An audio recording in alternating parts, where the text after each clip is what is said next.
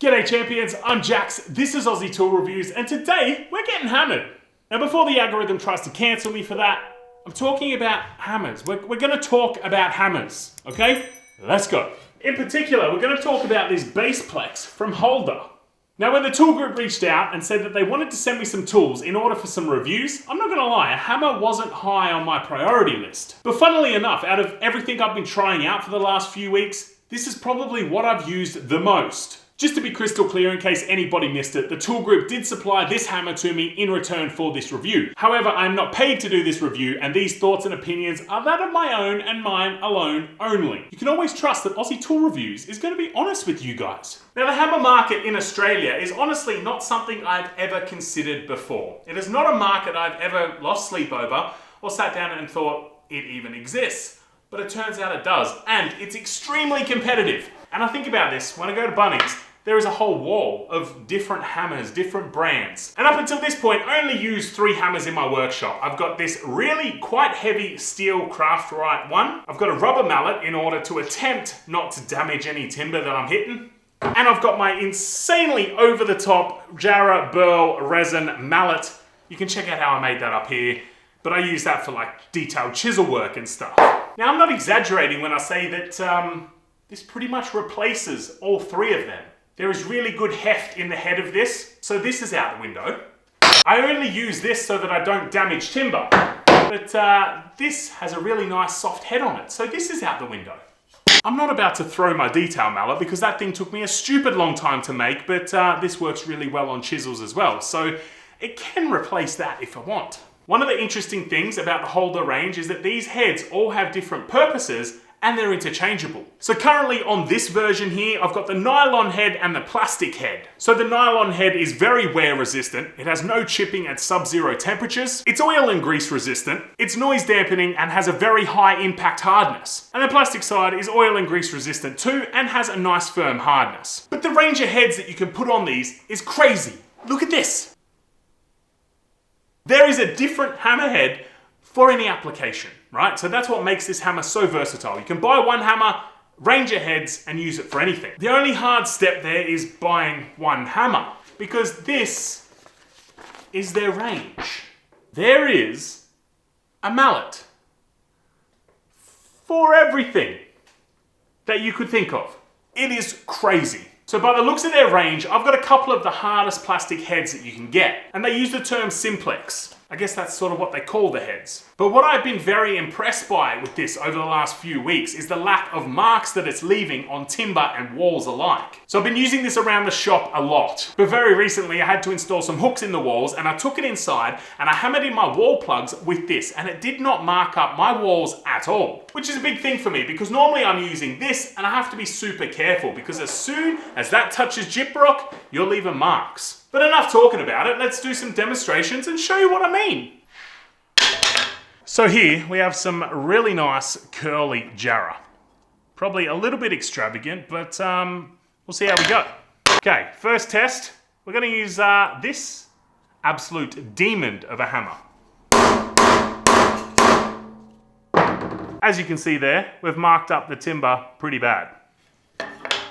All right, use the nylon side first. Same force, no marks. Use the plastic side next. Same force, we've definitely got some indents there, but it hasn't marked it at all.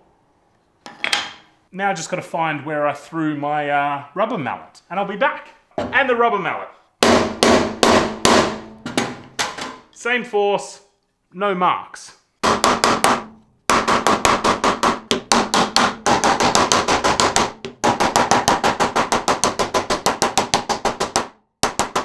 So, as you can see there, it has certainly compressed the timber extremely. I was hitting that very hard, but it hasn't marked the timber at all. As you can see here, when I use the Craft-Rite metal hammer, it has left those metal markings all over the timber. These are just indentations due to force. Let's try some fine joinery taps.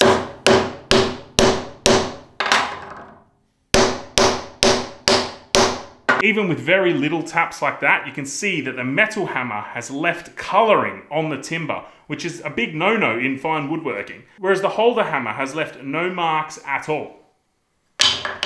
So I haven't had an opportunity yet to change out the heads, try different handles and that sort of thing. So the only reference point I have is this particular mallet that I have right here. But considering this is something I thought that I was going to struggle to genuinely use and authentically review, I can honestly tell you that, as I said before, it has been the thing that I have used the most out of the tools that the tool group has provided. The punch that it packs, considering how lightweight it is phenomenal. It has a nice flare at the end of the handle, which is very, very helpful so that if the tool does slip, your hand will lock in and it won't fly away on you. German made, and it is really robust. I've also been quite impressed at the amount of work that I've done on it, and there's very little to no damage on the heads at all. Like, it is quite strong plastic. So Halder claimed that with this design, there's up to 58% less vibration in the head through the handle and thus transferring into the user's arm. And they also claim that their simplex inserts allow you to leave only the desired marks on the material when you're belting away at it. There's also absolutely no risk of the hammerhead splintering with metal on metal contact, because you don't have metal on metal contact when the hammerhead's not metal. It seems self-explanatory, but sometimes it's not. And at the end of the day, you get to save cost and save resources because every hammer is retrofittable. You can put new handles on, you can put new heads on to suit whatever task that you want to do. If you guys are in the market for a new hammer, and I know that's a market that I didn't know existed until recently, I highly suggest checking out the Halder range. See what they've got to offer, because as I said, I didn't expect this mallet to do much for me at all, and I have been grabbing at it daily for the last few weeks. When I first opened that brochure, I couldn't believe that the pages and the pages and the pages, they just kept going with the range. It is huge, right up to sledgehammers. You can get sledgehammers with these simplex inserts on them. So just a quick one today, but I hope if you're in the market for a hammer that you will consider the range from Halder. The tool group supplies a massive range of retailers right around Australia, so check the description down below. I'm sure you'll be able to find one that's close by. If you got any benefit at all from this video, it would be absolutely awesome if you could help me out to continue doing what I'm doing by hitting that like button down there.